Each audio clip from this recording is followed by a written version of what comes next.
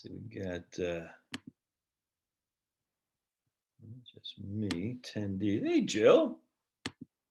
All right, Keith. All right, sweet. We got all right, cool. Looks like everybody got the you're able to see the message. Fantastic. All right, hey, all right. We haven't done one of these for a while, so I'm much obliged you all being here for sure.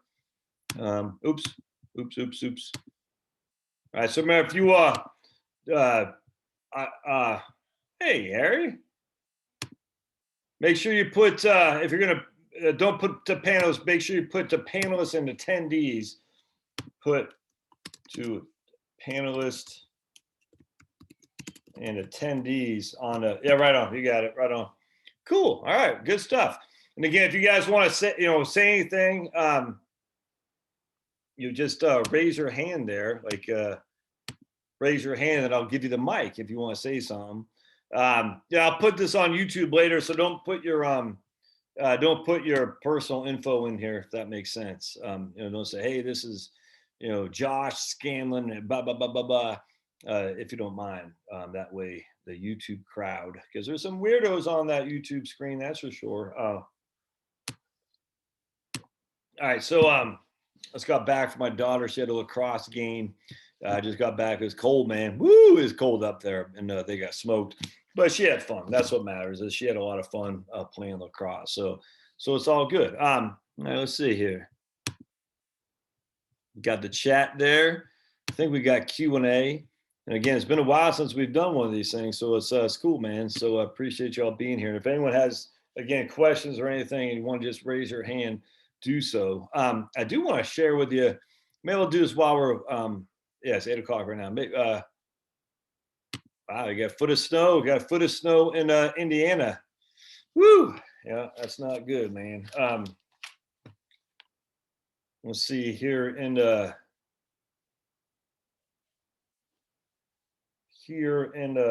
hold on a second.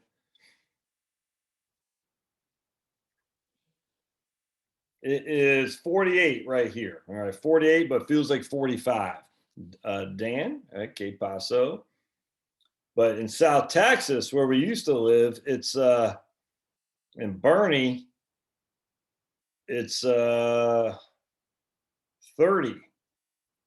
It feels like 21, and it's going to snow tonight. And it looks like that'll be the end of it. It looks like until tomorrow. Yeah, they're going to get some snow, and then looks like all day it's going to be cold tomorrow. Man, it's going to be it's not going to break 30 all day tomorrow in Texas. That's crazy. Woo. And then it looks like Friday. Well, tomorrow's, yeah, it'll get to 43. Amarillo is 5 degrees tonight. Jeez, man, that's how's the Rick? How is the in Texas the power back on for most people, or is it still off? I mean, that's just I think we can find that out actually if you go to power outage. Yeah, let's go to Rockin' Robin tweet. Rockin' Robin tweet. So I'm going to share with you.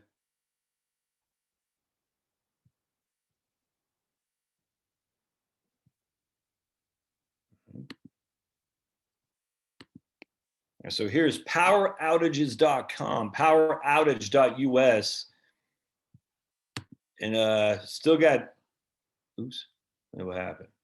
The ERCOT, they still got, what happened? All right, there we go. Still got 2.25 million people without power in the U.S. In Oregon, they're getting a lot. Look at that, 138,000 people without it. Louisiana, 112,000. Yeah, Mississippi, 100,000. Georgia, 356. I mean, that's look at that, 2.25 million people, man. Oklahoma only 274, so that's good. That's some scary stuff there, man. No other way around that. No other way around that. That's some scary stuff. Oops. How do I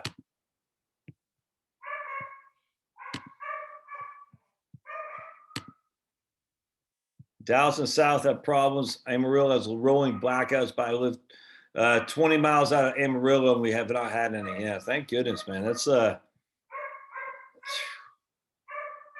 we don't get above freezing in Indiana until Sunday. That's ugh. If you guys want, if I sound like I'm talking weird, I bit my tongue and it hurts, man. Ugh. So if you're, I just it hurts a little bit. So if it sounds like I'm talking weird, all right. So I want to go over this article I saw. Oops. Yeah, sorry about the tongue stuff here. All right, so I want to go over this article a little bit. It's all right. So let me see if I can't share screen. It's about dividends. It's very interesting, actually. So this right here is destroying steady income streams, and I take some with a grain of salt. I can bring chat. That's sweet. I don't know I can do that. Cool. Oops. The reason your website down with Spectrum has one of those deals that they'll be the first to give up power in a crisis for a reduced electrical rate. Gotcha. So they'll get a lower rate as long as they'll be the first out. Interesting. Well, there you go. So I guess I'm on Spectrum. The guy who runs my website is on Spectrum too. So his own website is down too, which is a good guy. So I mean, it is what it is, man. I mean, at the end of the day, I wonder how many. Let me just look at my analytics here real quick. I probably don't have any. Yeah, I got. So yesterday I had 8 users on there. That's it. It's kind of funny. So if I was relying solely on blogging for website traffic and income, I'd be in a world of hurt. That's for sure. Today I got 4. Monday I had 26. And yeah, so Sunday I had, that's my normal one, about 200 users, 200, 300. But it is what it is, man. But all right.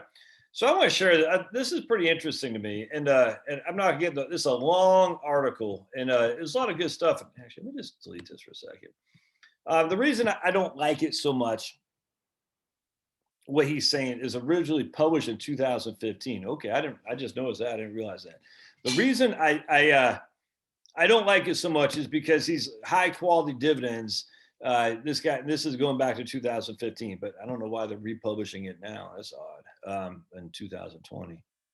Not beat me. But high quality dividends, well, what exactly are high quality? Well, they're high quality until they're not, if that makes sense. So I don't like that so much, but bear with me just a second. Broad US, so in high quality dividends, we only had a 5% drop a couple times, that's it. A broad US market had a 23% drop after 2008, and then the large mutual funds had a 50% drop in dividends in 2008 and 9. You can probably hear Finnegan out there. All right, but that's fine. But I mean, that's hindsight. Then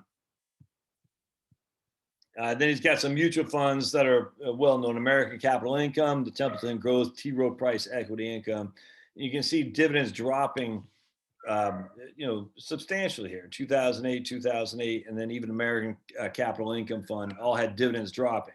And that's, pretty significant draw. Like American funds had 24% drawdown in dividends, Templeton 52%, and the T. Rowe Price 34%. So, if you're relying on these funds to give you income, you lost a lot of money in income, all right, because of the 2008.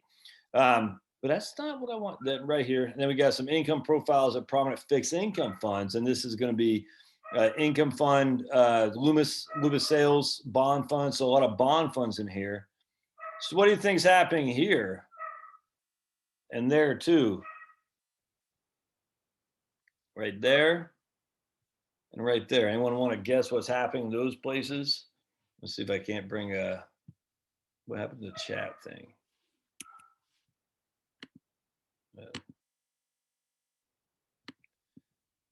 right, so I guess all right. So what's happening here is that we have the interest rates dropping. All right, so the interest rate dropping in bonds, and that's where your income funds are. Right on. Yep. And remember, Bill, to type in panelists and attendees, if you will, so everybody else can see it too. So interest rates dropping right there. Interest rates dropping right there. Don't know what happened right there. but interest rates dropping. So the difference between bond funds and then dividend funds is that dividend funds, came back. They dropped, but they came back. They dropped, but they came back. They dropped, but they came back. Yep, exactly right. So let me just move this over here real quick. It's kind of interesting. So then he uses these high quality stocks. All right, so we got Procter and Gamble, Johnson & Johnson, Coke, IBM, Walmart, CVS. Frankly, let's see what CVS's dividend is doing right now. Again, this is 2015.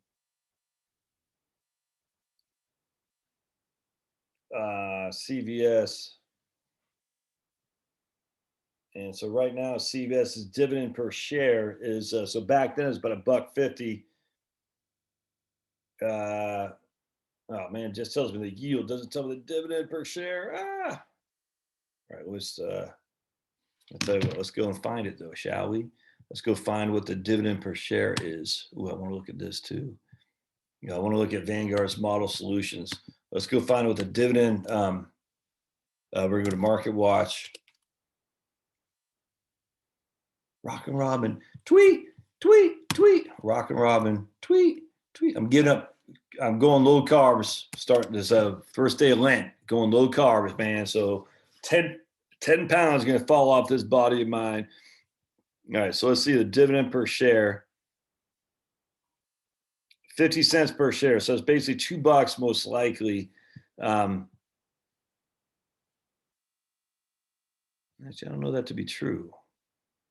Let's go back to, tell you what we're going to do here. Hold on a second.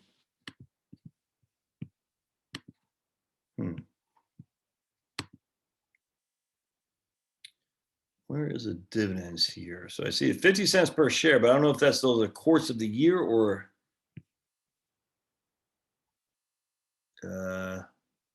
So they have a 2.75% yield. I don't have my calculator. Jeez. All right. All right. So they got a 2.75 yield, and let's just say they pay $2 a dividend share, and we're just going to divide that by the current price. 720. All right, so it's 2 divided by 72. So that's 2.76. All right, good. There we go. Sweet. All right, so I hope you all saw how I did that. So what we're doing is we're just saying they got a 50-cent last quarter dividend yield. We're going to times that by 4, assuming it pays 4 quarters, if that makes sense. And then we're going to get, that'll be $2. We're going to divide $2 by the last share price, which is 72.32, and that will give us a dividend yield of 2.75. I hope that makes sense. Okay, good. So CVS has a $2 dividend is what it paid over the last 4 quarters. And right here, yeah, so they've grown from $1.50 to $2. I mean, that's a 33% increase in dividends. That's interesting to me. Now, Walmart was about a $2 in, so let's look at Walmart. I'm telling you, man, this is where the growing dividends just are huge. So before it was about $2 a share. Now it's about what's that? $2.16 a share. No, yeah, $2.16 a share. So they've grown by 8% over the course of 8% over the course of 5 years. So not a huge increase by any stretch, but still it's growing. It's growing. IBM was paying about looks like about $5 a share, roughly. $5 a share. So let's take a look at what it's doing now.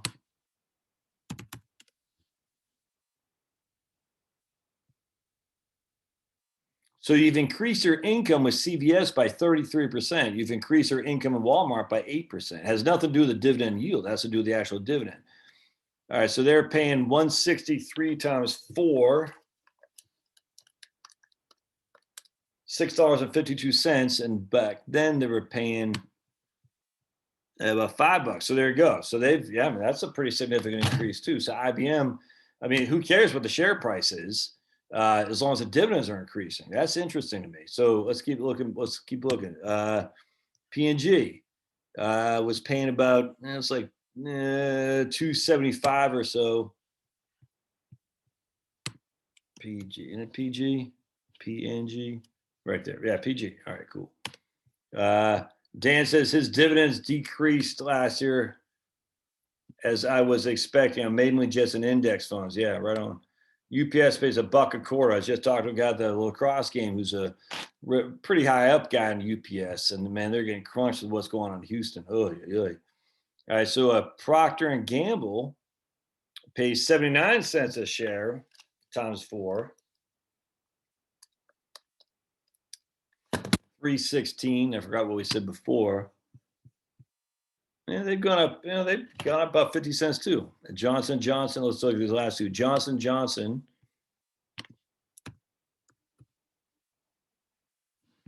All right.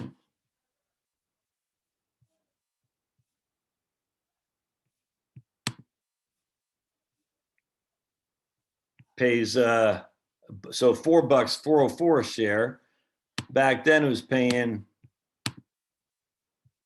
3, so they've gone up 33% as well. Finally, Coke is paying about, what's that, $1.80 or so? It's Coke's KO, isn't it? Coke's KO.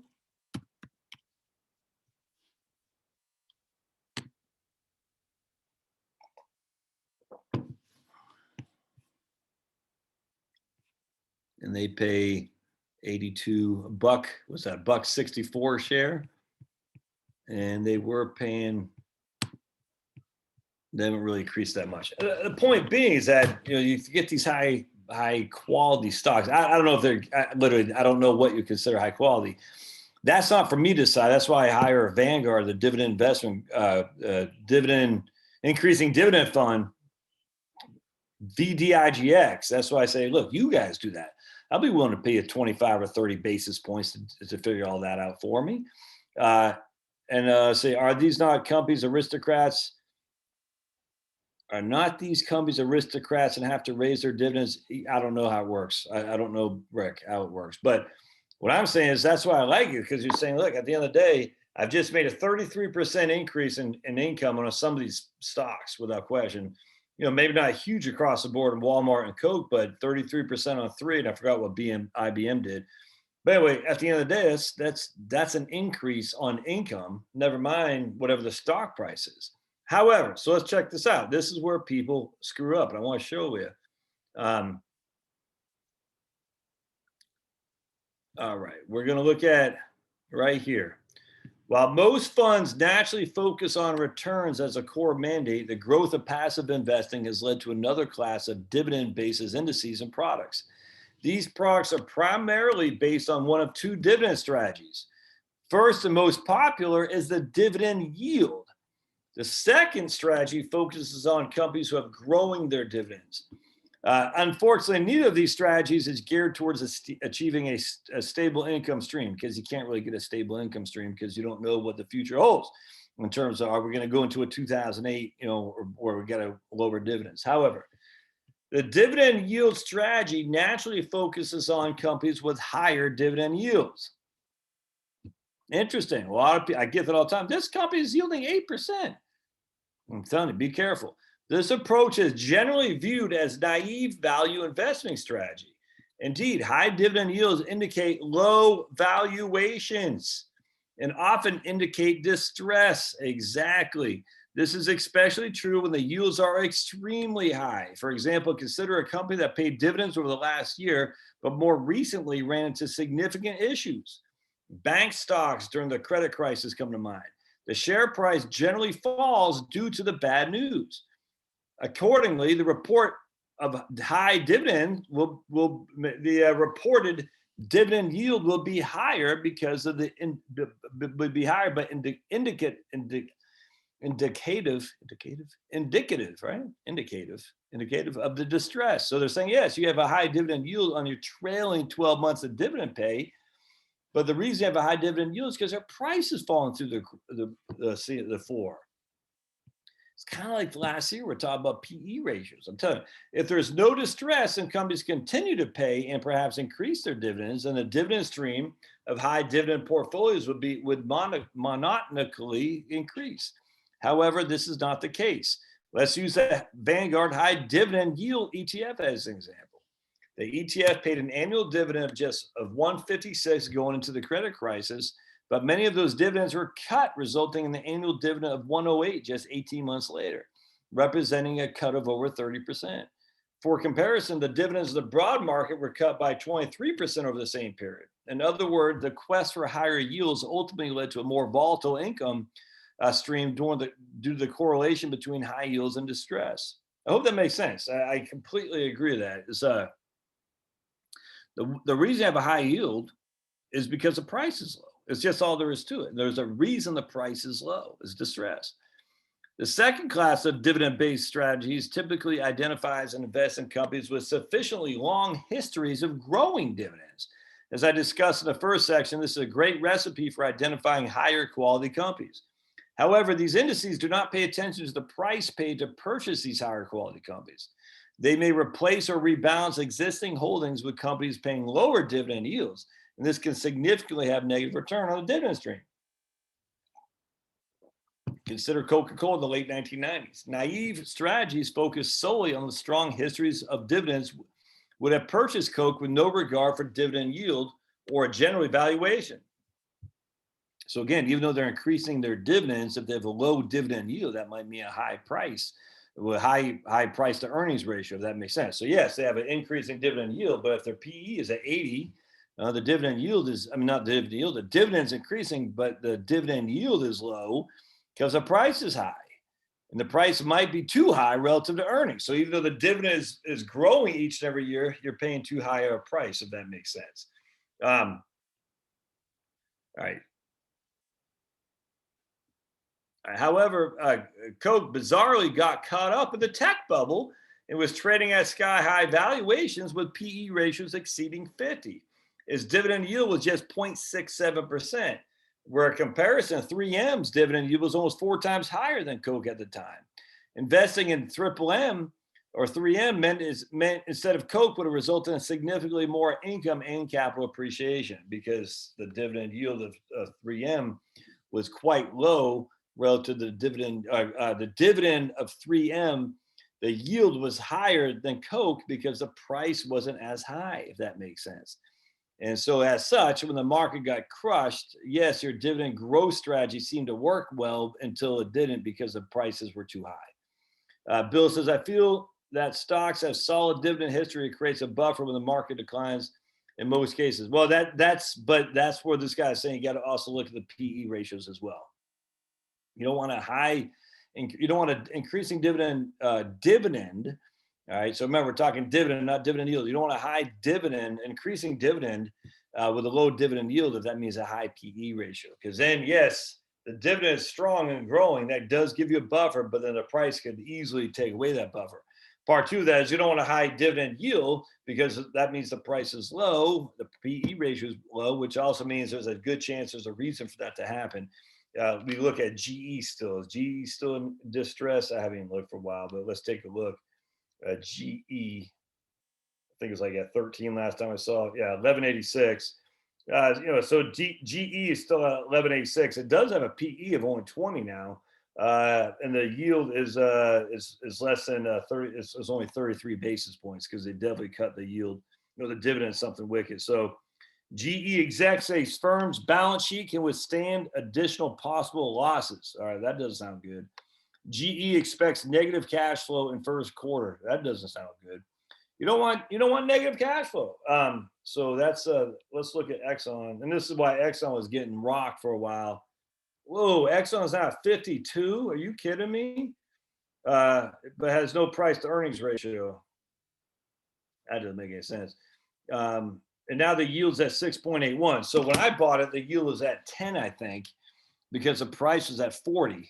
And now it's at 53, and the yield is at 6 point. And they haven't cut the dividend. They got negative earnings, man.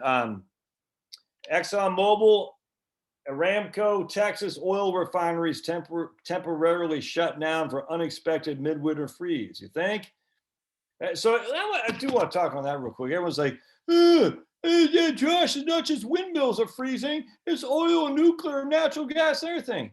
You guys are the one that's saying global warming was here. It wasn't me. You guys were. So, okay, windmills froze. We get that. But why do we have to have so much reliance on windmills to begin with?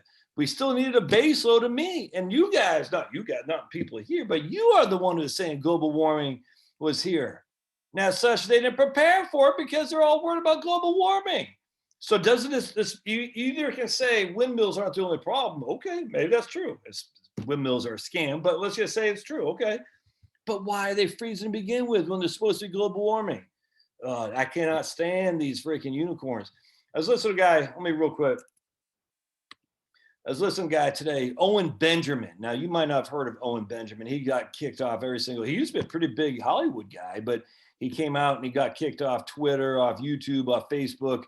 And I like him a lot. I'm a big fan of Owen Benjamin. He's a funny guy.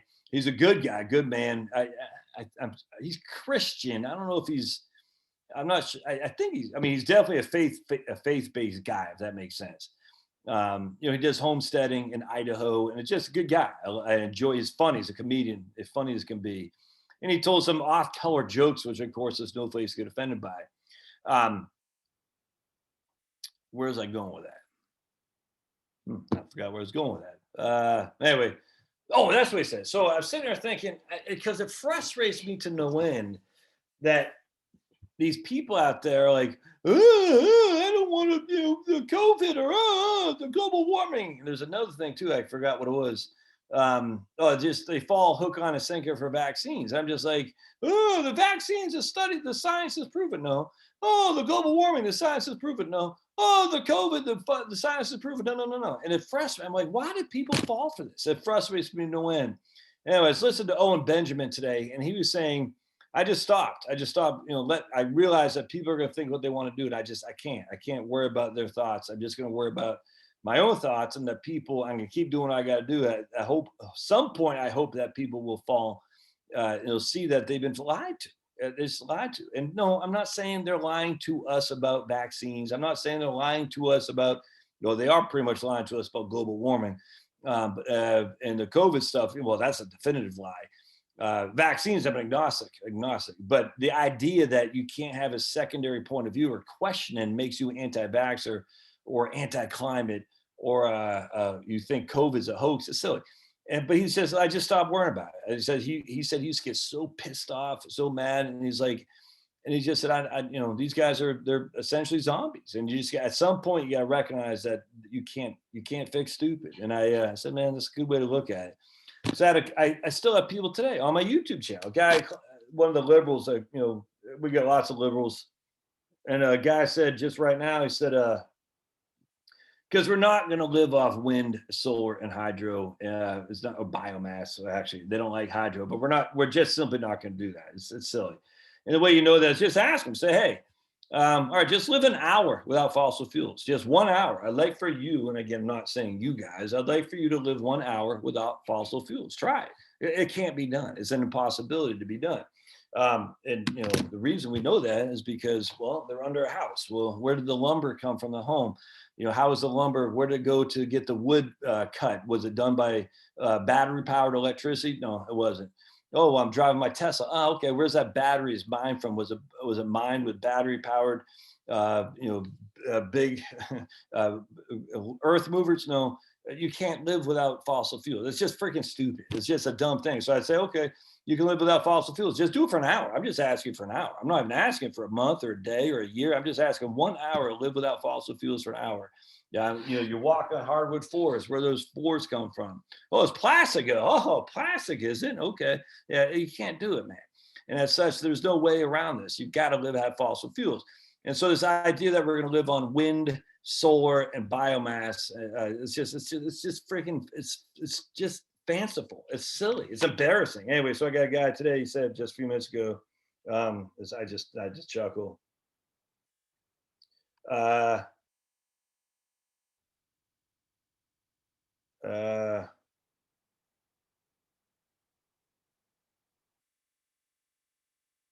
Hold on a second. Oh man, I'm not gonna.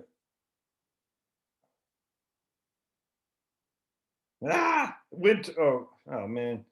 Quit ranting and do some research. Look up Bill Gates and his zero emissions initiatives. Look up Bill Gates and his zero emission initiatives. Like,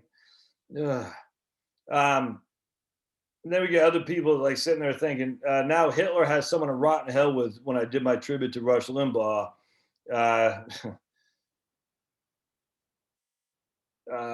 and then this guy says, another guy says, I cannot imagine anyone would eulogize someone that mocked Michael J. Fox for having Parkinson's and RBG. I didn't do that. So he didn't mock Michael J. Fox for having Parkinson's. So you can always, the whole thing just does. I'm just sick of these people. So what is that just, you got to realize that there are people that choose to be foolish and there's nothing you can do about it. It's frustrating. I'm not gonna lie to you. You're like, dude, what is going on? Bill says no global warming anymore.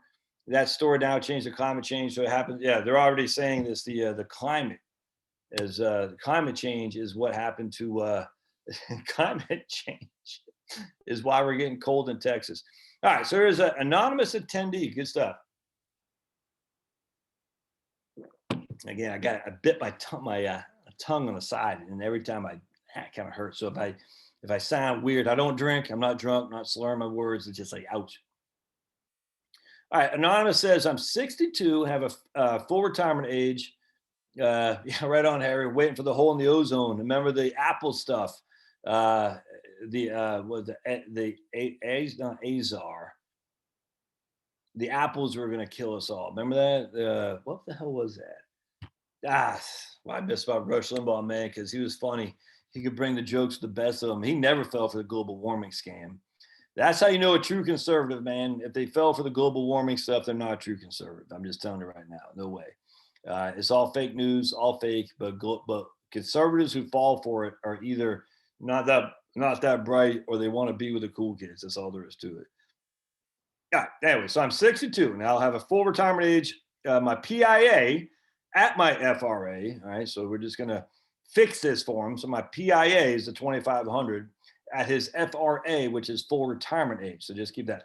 I want to talk too real quick. I was somewhat disappointed in my man Devin Carroll. Well, I love Devin. I'm a big fan of his, and I let Devin use my book for free when he's signing people up for his course that he has, or whatever it is. I can't remember, because I think Devin does great work. But I'm surprised that his video today yesterday was talking about reductions to Social Security.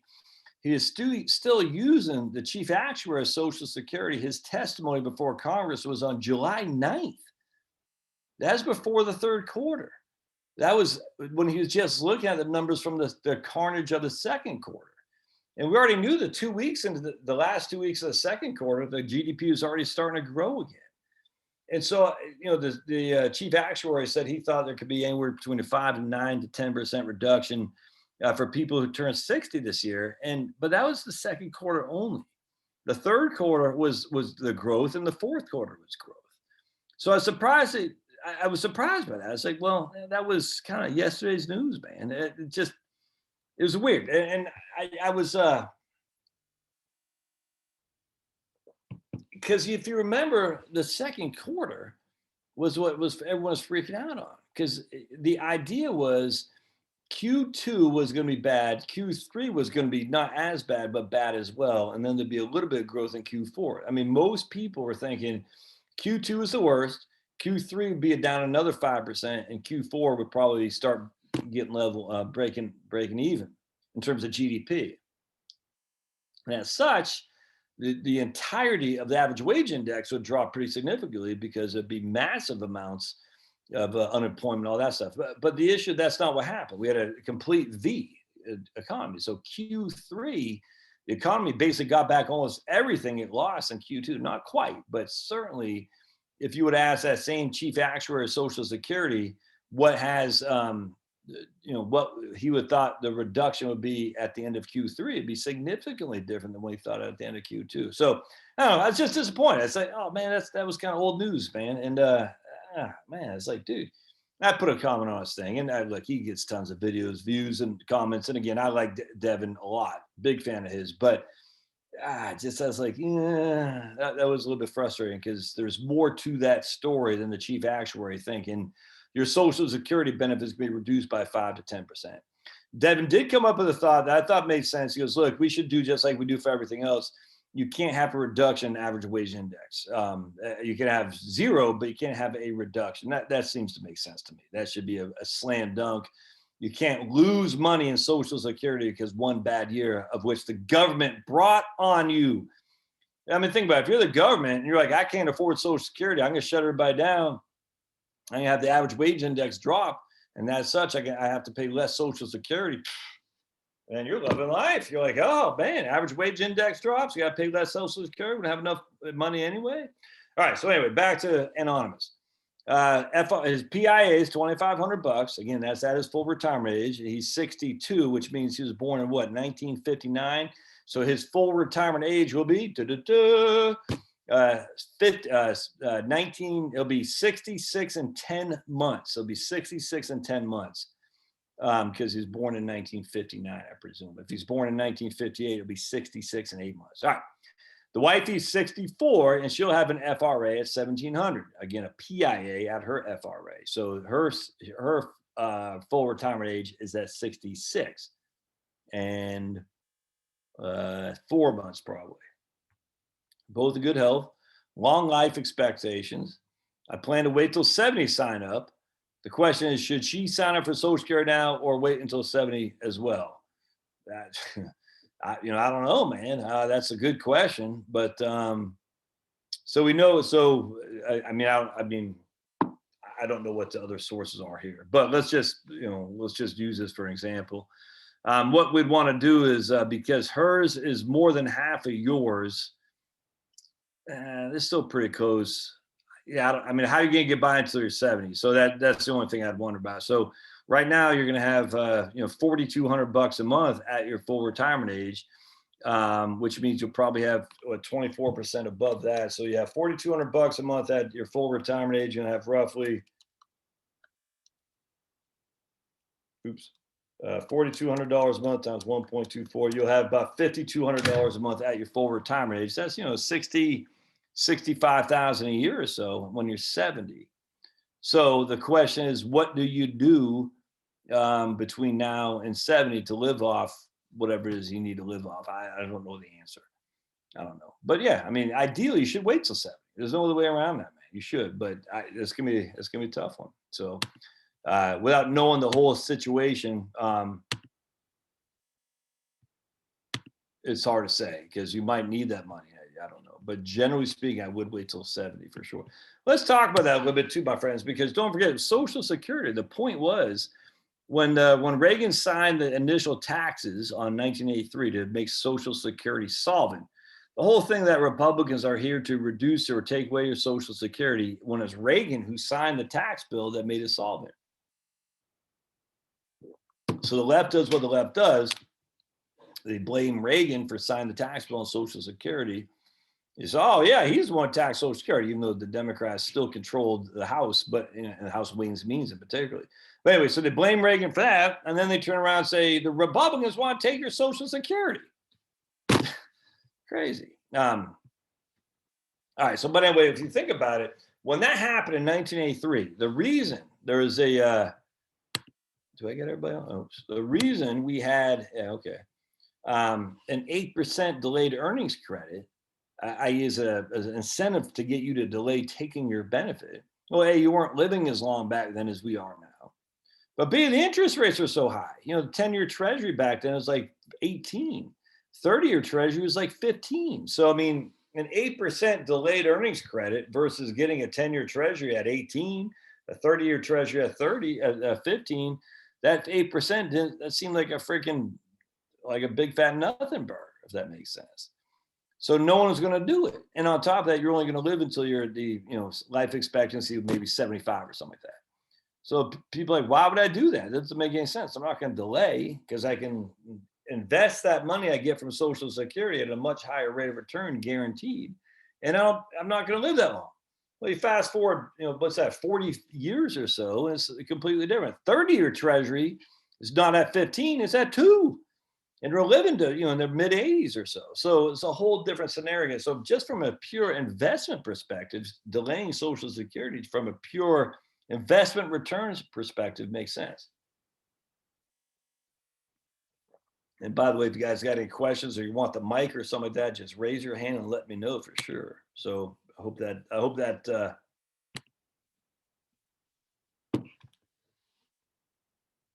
yeah. So that's why Harry says my wife is thinking about buying a 10-year period certain annuity, a 10-year period certain with her life expectancy too, I'm presuming, Harry, right? I mean, that's no. Oh, all right. So Harry's like, look, man, she's just going to buy his better half. His old B and C ball and chain is going to buy a 10-year period certain annuity, which means after 10 and the first day of year 11 is gone, just to get old Harry over till he's 70. Yeah, I mean, and that way her annuity in that case would be what? It would be Harry's Social Security when Harry dies before she does. That good stuff, man. There's some evil people out there. Just the stuff on Rush Limbaugh is crazy, man. Just evil people. Sad. All right, Jill says I can see the Democrats taking Social Security from everyone that isn't low income. Yeah, I heard that, Jill. So universal Social Security benefit. I haven't heard that's already proposed. That's not going anywhere. It looks like Devin did a video on that. I hadn't heard any legislation being proposed on that. I mean, you're literally taking money from people who paid into it. What they would do is just say, hey, if you're making less than 2,000, we'll give you 2,000. If you're making more than 3,000, we're going to give you 2,000. Yeah, that's going to be the nice thing about Social Security, frankly, is that with the earnings max, all right, so if you make more than 138, you don't pay any benefit. You don't pay FICA on Social Security, is that there isn't the rich people getting this huge benefit. It's not like that. I mean, so, if you stay until your full retirement age, you're probably gonna get about $1,800 to $1,900, the average person, maybe even 2,000. And yet if you wait until but some people get $2,500. That's a fact. But none of those people would consider themselves rich. Some people are going to get $3,000 at their full retirement age, but that's not that much a difference. And the reason that people get 3,000 as opposed to people get 2 is they pay more. That's all there is to it. Just turn around and say, we're going to take that money from you. I don't think it's going to happen. Did you see, yeah, right on. Yeah. Harry says my Social Security amount is equal to the annuity amount. Yeah, right on. So the Social Security would be the annuity to replace it. That makes sense to me. 100%. But does annuity have the Social Security has a COLA. Yeah, I think that's actually pretty good plan, man. Can't lie about Harry. You got a brain up in that lump of coal up there. Forgot what I was gonna say. Oh yeah, okay. So Joe is already saying he's not going to get rid of student loan debts. Did you hear that? I just saw the headline. I didn't read the article, but the headline was, "I'm not going to be able to get rid of $50,000 of student loan debts."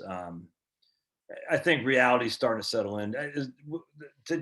Joe isn't. We know this, but it's I find it sad. We got a question. All right, sweet. Joe, they showed him shuffling across a tarmac. It's like watching my grandpa. You know what I'm saying? It's sad, man. I mean, the guy isn't there. Kamala's the one dealing with the chief heads of states of other places. Look, for us who are on the right, I'm still pissed about Trumpster losing. I mean, when I say losing, what happened? Because look, I know what happened. You know what happened. At the end of the day, my concern was there's nothing you could do about it. I mean, that's the whole point. What are you going to do? Now, I'm still pissed that we had this whole shutdown that got allowed to be under Trump. Now, I get it. Trump's a federalist who let the states dictate it, but he should have been on Fauci like white on rice. But all right, let's water the bridge. All right, so Jill and I have a lot of these debates, about what's going on, and I'm still a Trumpster. I don't hope I don't hope he runs in 2024. I think that ship has sailed, which is good because I think Ron DeSantis looks pretty doggone good to me, as we say here today. Anyway, point being, Joe isn't there. Kamala, but the point is Kamala is not running as an incumbent, if that makes sense. It's hard to take out the incumbent without the cleanest, fairest vote ever. It's hard to take out an incumbent, man. The protection, incumbents have the protection of being the incumbency. Even Republican incumbents do. That's a fact. Now, what happened with Trump was, well, we know what happened with Trump, if you know what I'm saying. I'm going to put this on YouTube, so I got to be careful what I say. But Kamala, no one ever voted for her. She never did anything in the Democratic primary. No one liked her. You know what I'm saying? The blacks don't like her. You know, I mean, they loved Obama, the blacks did, and the blacks need to be out in droves for the Democrats, so they won't win. All there is to it. So if the blacks aren't keen on Kamala, maybe it'll come around. I don't know. We'll see. But they weren't during the primary, and they were on Obama. And see, that's the difference. Obama won Iowa. I think, did Obama win? Anyway, he won some of these white primary places. Iowa. I can't remember if he won New Hampshire, but places that are white, you know what I'm saying, that are more liberal for the Democratic Party, Obama won, man. I can't remember what happened in New Hampshire, but I think he won Iowa, came close to New Hampshire, if memory serves. Nevada, I can't remember, but then South Carolina, he mopped him up. And so Obama was very popular in the Democratic Party from the get-go. Joe never was. Hell, never mind Kamala. Kamala, she got no base, if that makes sense. None. Now, that could change, but she's not running as an incumbent. She's running as an usurper, right? So Obama won Iowa. Yeah, right. Which was a major upset.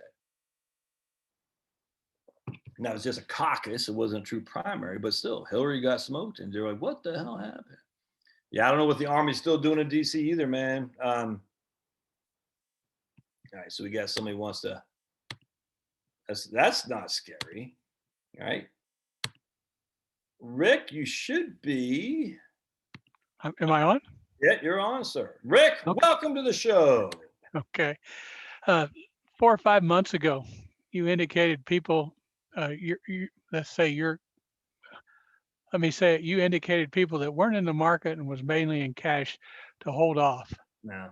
And has that position changed, or are we still as uncertain as we were back in let's say November or when we talked about it before?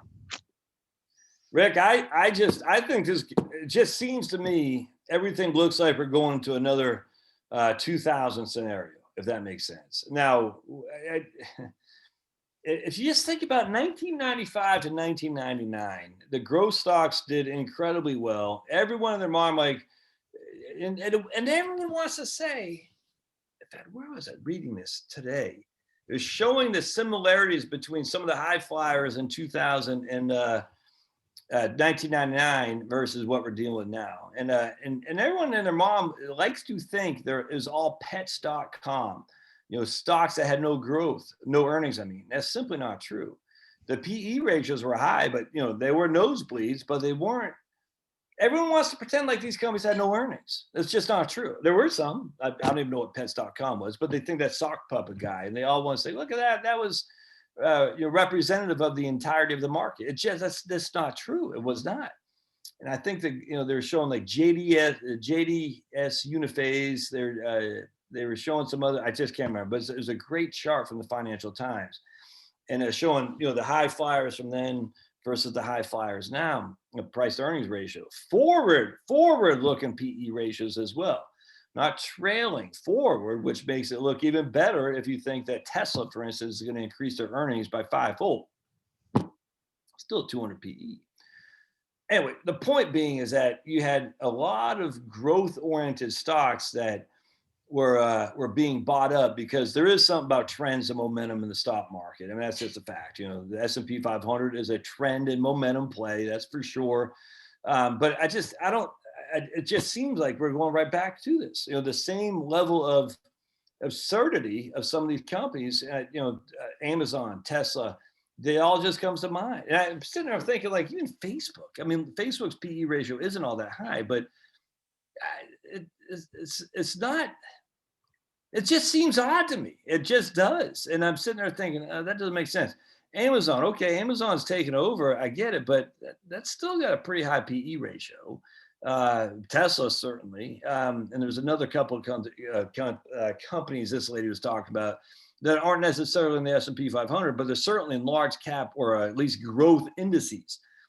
it's like repeat of 1999. I'm sitting there thinking this is nuts. But at least in 1999, they could cut interest rates to offset some of the declines of the markets. Those days are gone. There's no room to cut. I mean, in theory, they could cut it, but I mean, they could go to negative. Look what that did for Japan. So I'm just sitting there thinking this doesn't make sense. So if I'm going into stocks, just what I just said this morning on a video I did, the dividend growth and the dividend, the Vanguard, two different dividend funds, the dividend growth fund, which is an actively managed fund run by the boys over the Wellington and Boston. And I like, through Vanguard, I own it. And then the VDADX, which is a high dividend fund, which is the index of dividends.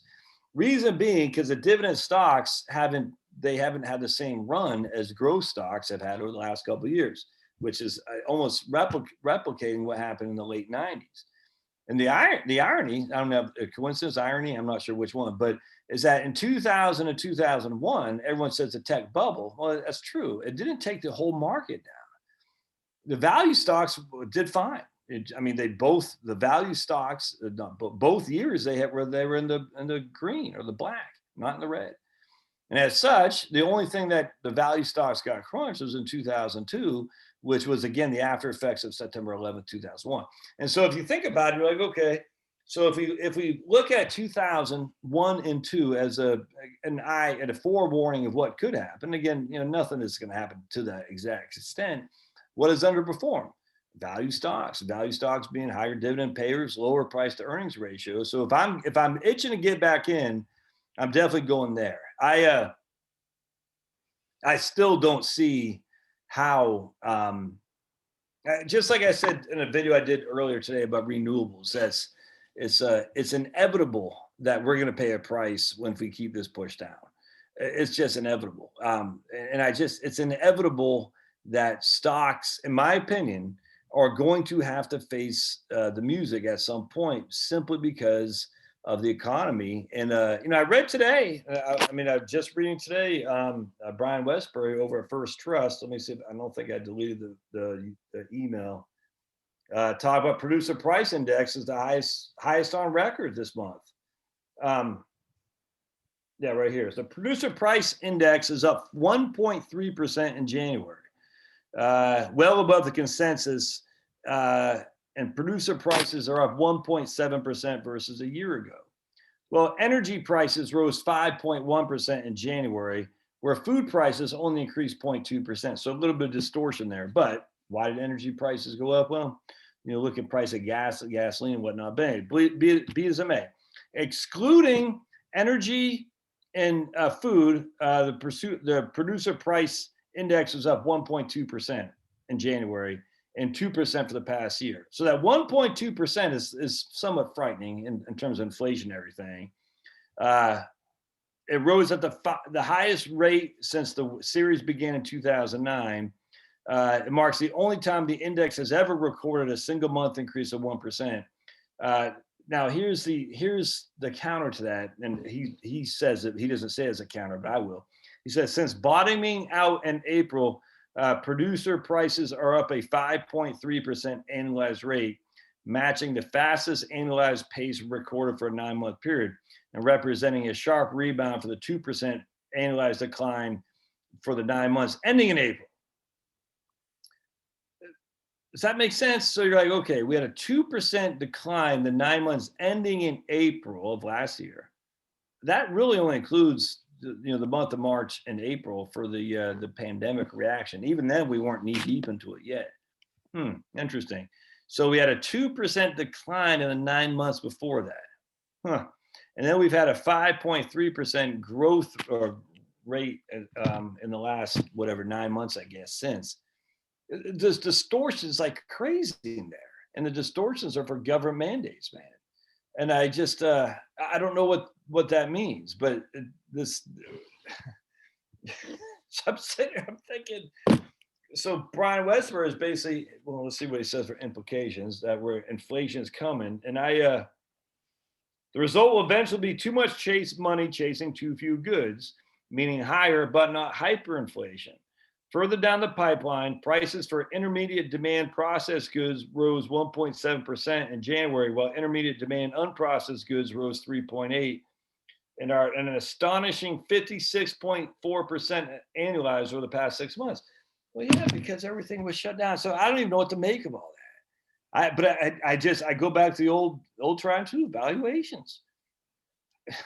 If something is trading at a higher than average PE ratio, not higher than average historically average, but just higher than average across the spectrum of most established stocks, the S&P 500, is significantly higher, then I gotta say that's overpriced. And if we go back to history where things are overpriced, that's something I would not buy into. I can tell you that right now.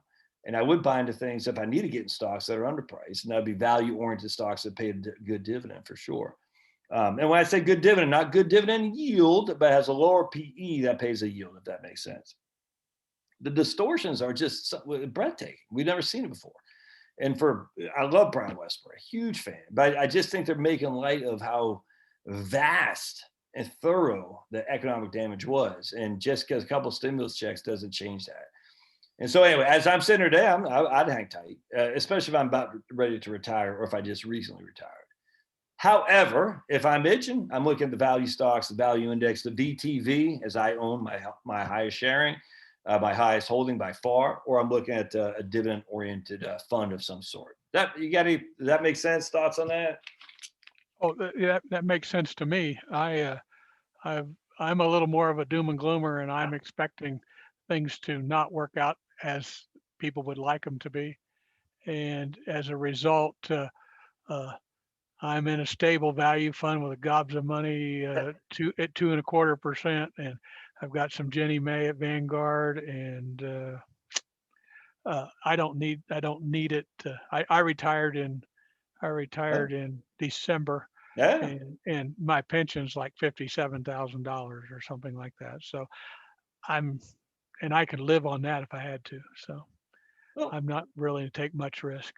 well, and lastly too, just good old fashioned markets. I mean, I'll say this till I'm blue in the face. I'll probably be wrong, but we've had one bear market since 2009. I mean, since March of 2009, even one bear market, and that was 33 days in February to March 23rd. That's it.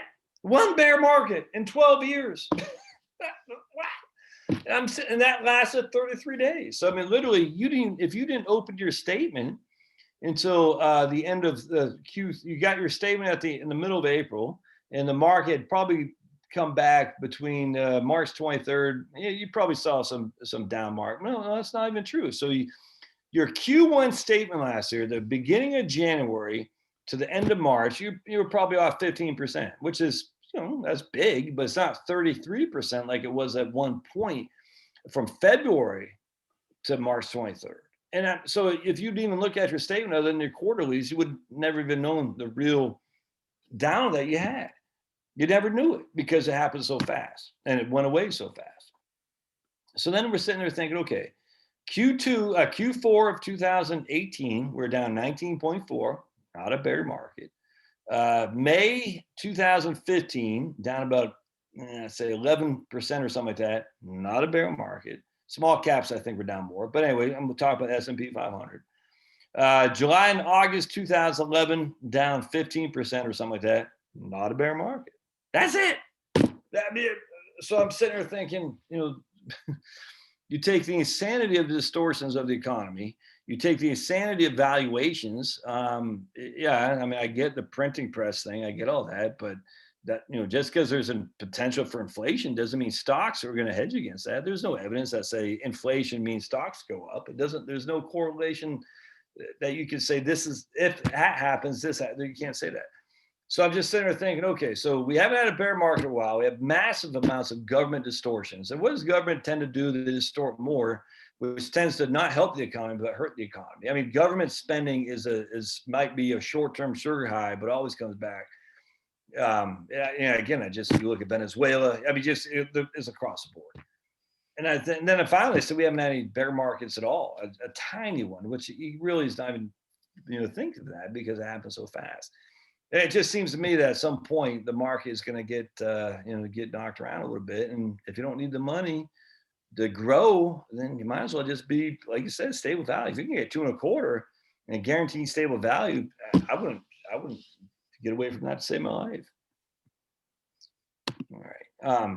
I appreciate the question, man. All right, we got let's see here. Bill,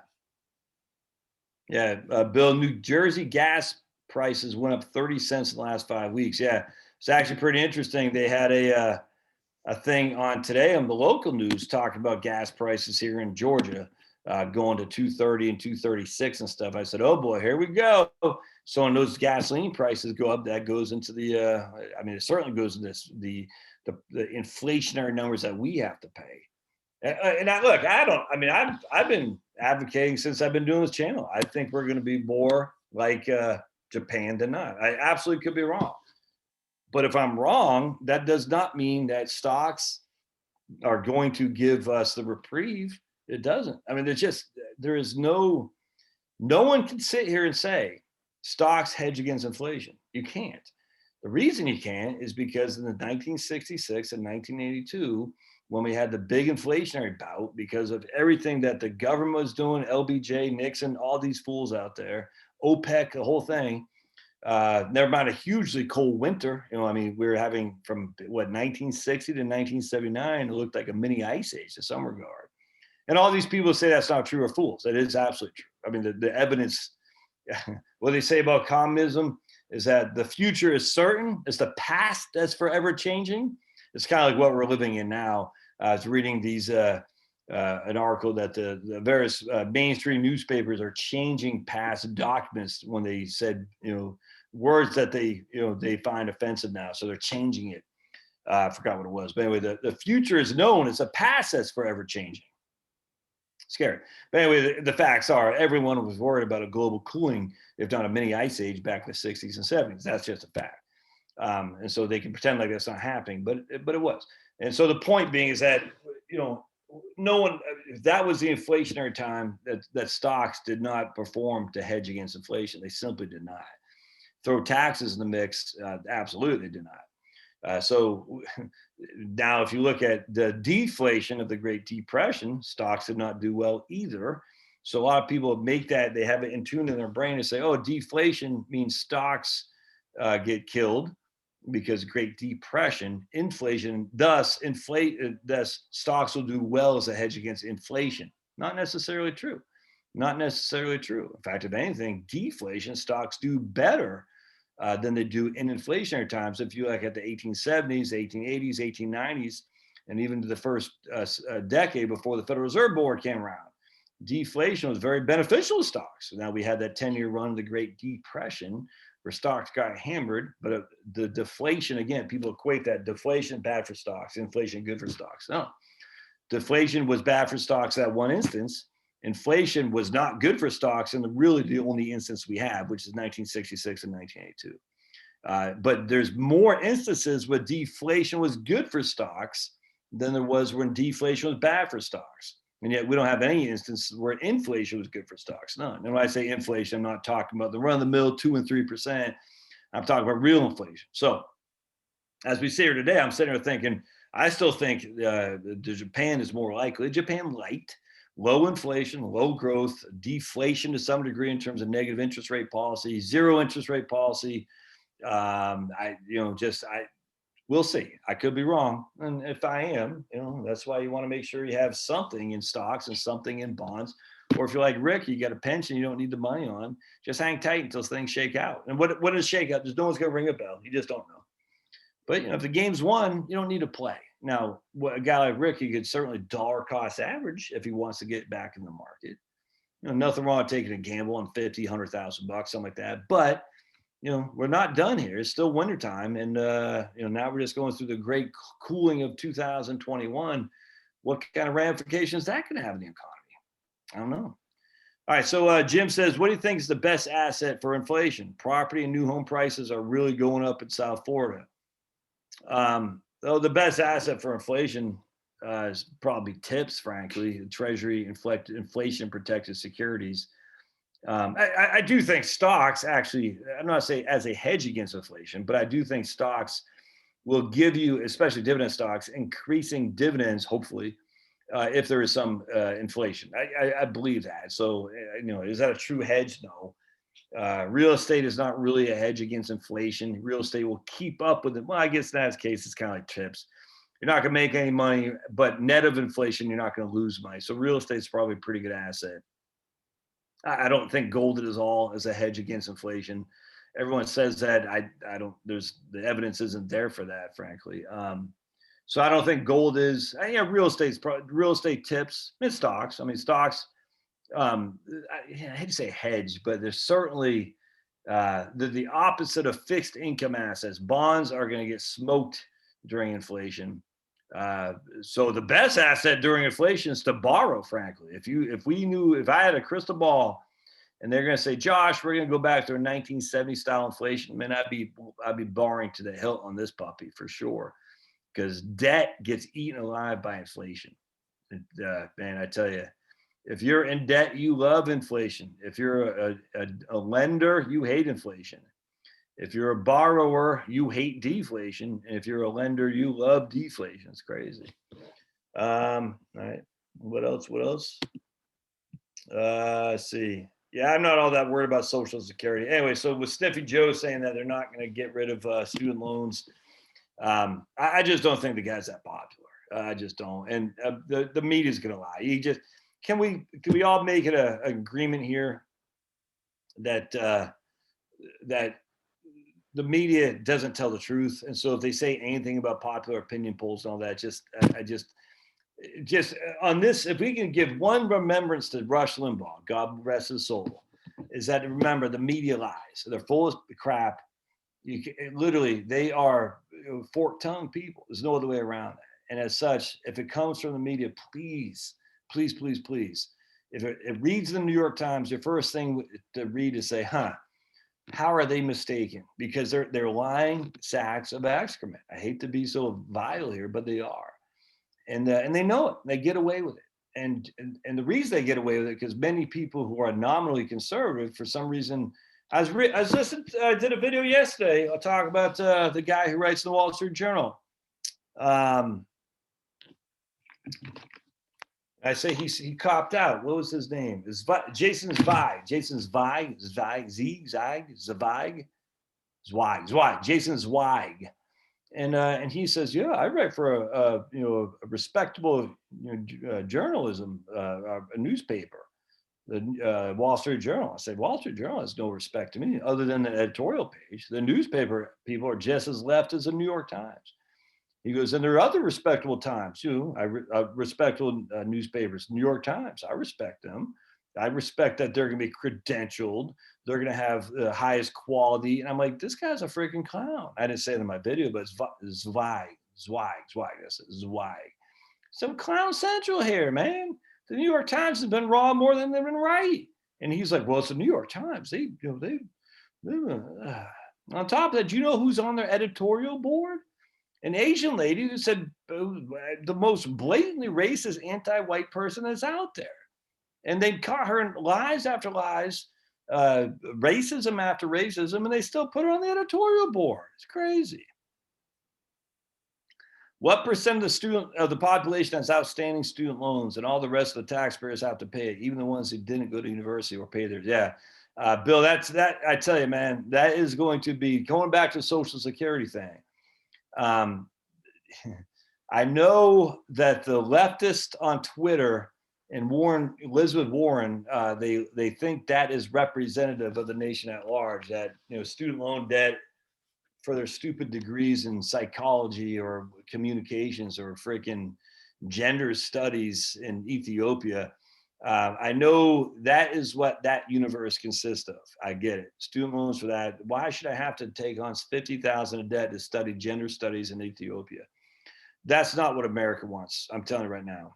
There's a guy, I think in Iowa, who went up to Elizabeth Warren and said, what the hell, man? I didn't take vacations so I could put my kids through college. You're going to just wipe these off. And she just like, oh, Trumpster, redneck, Hitler, because that's the way these guys roll, man. If you disagree, you're Hitler. And at the end of the day, but I hope they push forward with this stuff. I really do. That's the one good thing about Twitter. Look, I'm not on it, but the one good thing is, the masks come off. We know these guys are all clowns. B is that it does separate people into this group over here of ideologues that we get to see who they are.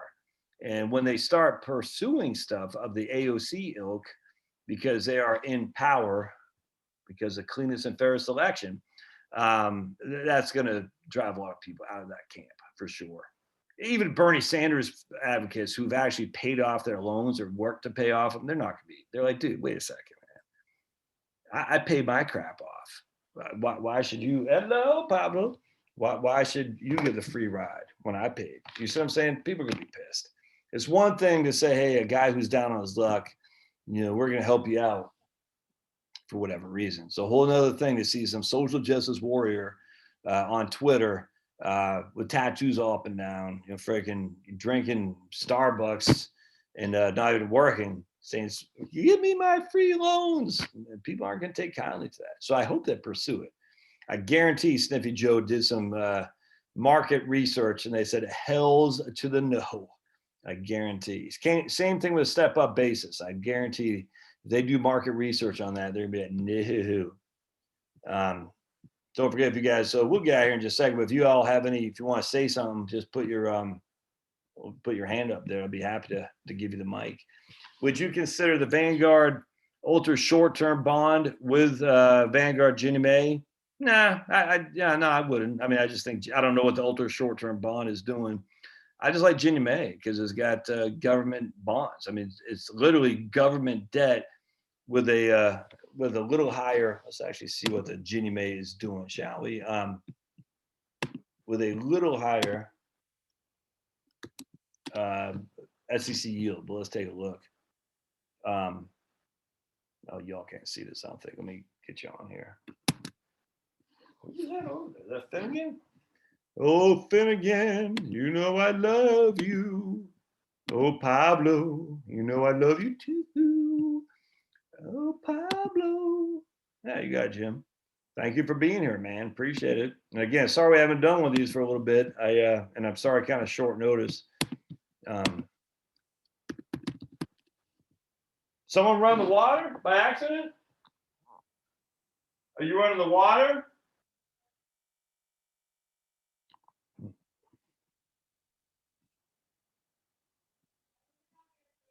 Okay.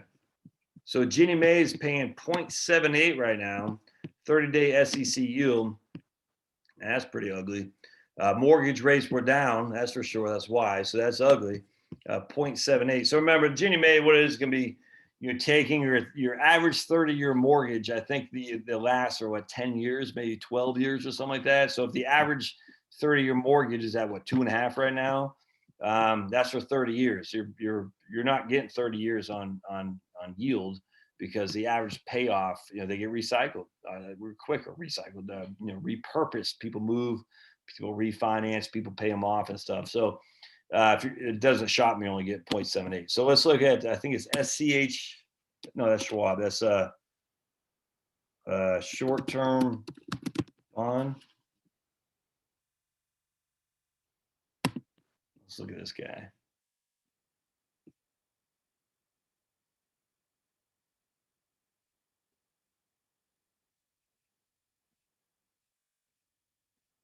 Ooh, yeah, it's only got 0.31. Jim, VUBF. Okay, gotcha. VUBFix. Gotcha.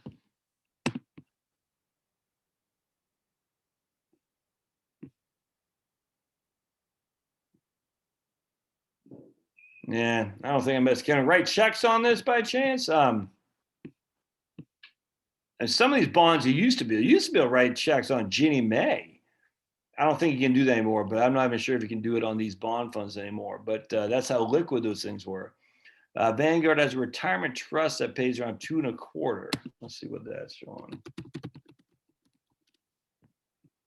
I don't know anything about that. Yeah, nothing's showing up there. So I'm not sure what that is. If it's a retirement trust, yeah, I don't see anything. Is that, oh, no checks. Okay. That's too bad. Is that in the, like for a 401k or something like that, like a stable value fund? That's pretty good. If I can get 2.25, If I get, yeah, right on here. If I get 2.25, it's like a stable value fund. No, I'd absolutely take that. I'd take that over Ginnie Mae. Like Jill here, she's got, you know, a stable value fund from her previous employer, and that guy's paying. I mean, there's no reason I'm Ginnie Mae or anything. If I can get, you know, 2.25, 3, someone else was saying that. Was it Rick saying that on his? Yeah, his stable value fund. Yeah, that's tough to turn away from, for sure, for sure.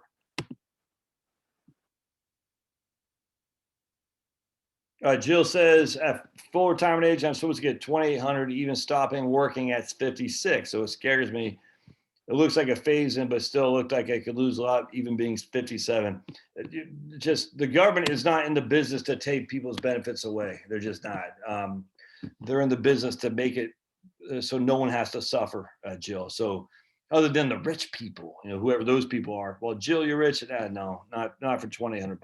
No way.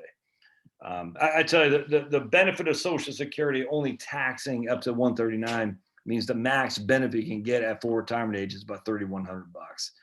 It's awful hard to say we're going to level that off. I mean, just that just doesn't make any sense, because the leveling it off means they're going to give more people a raise and less people. So you're going to have a significant amount of population that can go from 1,500 to 2,000, and a fewer populations that go from 3,000 to 2,000. It just is not going to. It's just not going to work. I'm not worried about that in the least.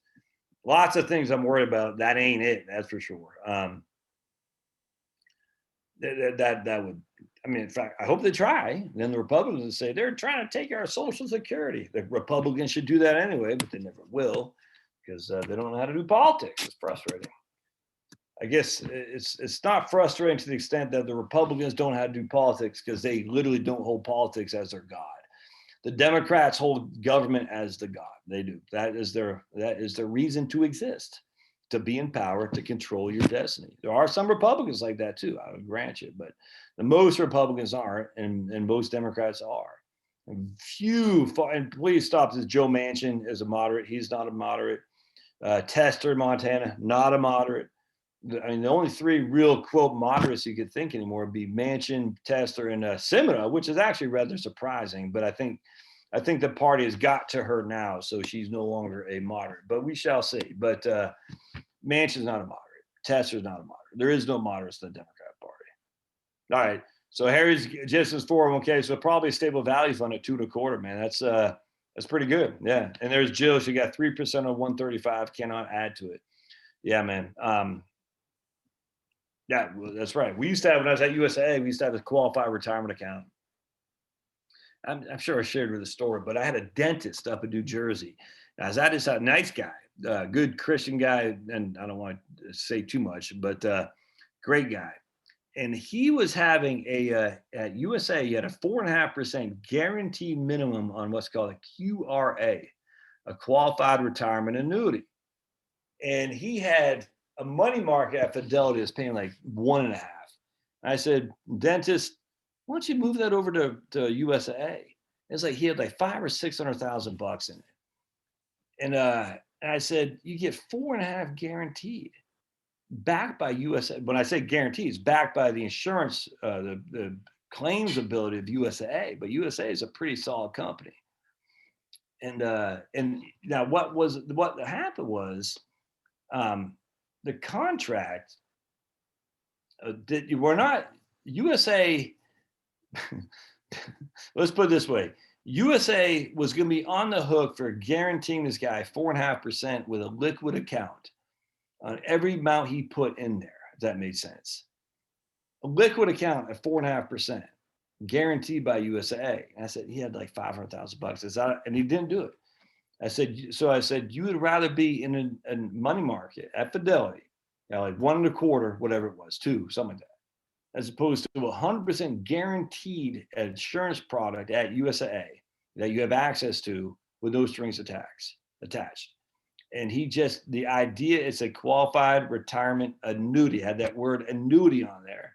He just simply could not believe it. He said, there's something more to it. I was just sad. There wasn't anything more to it. It's nuts. Anyway, so I used to tell people just roll that money over to you. It's just nuts not to do it. So every single person I could talk to who had a QRA, you could not open them anymore. You had to have those in like 1996 or before, when the interest rates had a guaranteed minimum of 4.5, and once it's open for 10 years, completely liquid. And I was telling everybody, move this over because it's my fiduciary responsibility.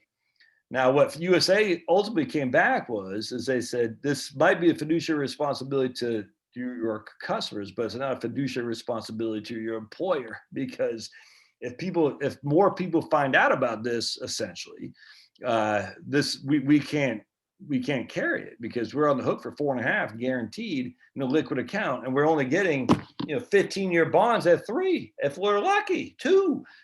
And I got that. Anyway, long story short, they allowed people to roll, instead of rolling 500,000 in, you could only roll, I think it's 2 times the amount of cash value you had in there at one. That was it. I can't remember, but it was a significant reduction. Anyway, I'd like to say this guy called me back and said, hey, I want to do that again. He never did, but I'd like to say he called me back when he could not do that anymore. But to this day, I sat there and said, dude, you could have 4.5 guaranteed on $500,000. What is that? I don't even know how much that is. That 20 at 2,500, something like that, guaranteed of income, guaranteed, without touching principal, by USA, one of the strongest insurance companies in the world, liquid. Oh man! But had that word annuity, and annuities are bad. Just ask everybody. So he just couldn't do it. Oh, so frustrating. USA, they right the ship, because they said if my strategy got out to the regular force, the sales force, and if everyone started doing that, we'd be dead. And I got it, but I got some people over there, man. That was good.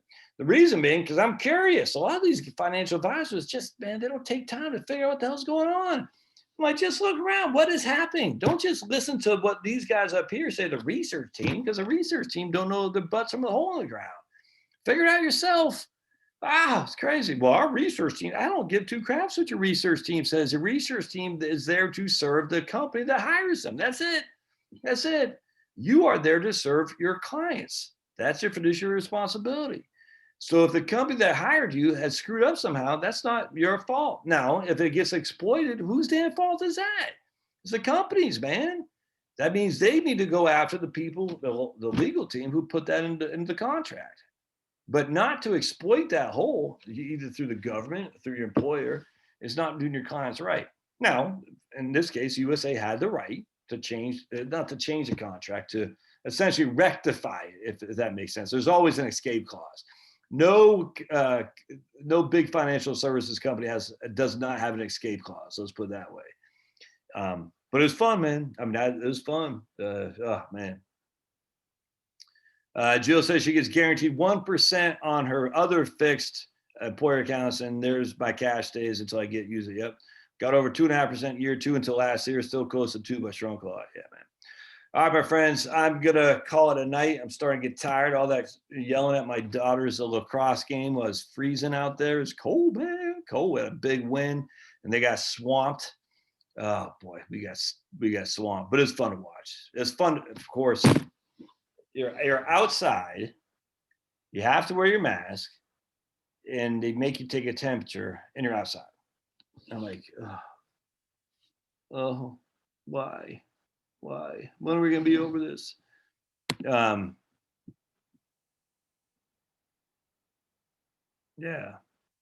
I agree, Jill. The 2,000 for everybody would suck. It will. It's just, don't worry about it.